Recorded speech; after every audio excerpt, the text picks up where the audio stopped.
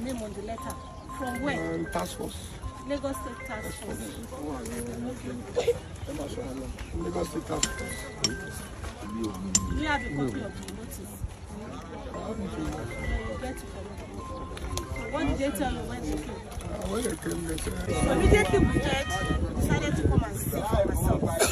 But immediately I heard, I was able to put a call through to the governor and all those that I needed to speak to, that what exactly happened here. Asiwaju Bola Ahmed Tinubu, who is our president today, he is there. He came to contest this election to serve the people, to see how we can give back to the society. And I know the hardship we're going through, because not to have a roof over your head is not a thing of joy at all. It's a very terrible thing. So I understand what you feel and I share your pain.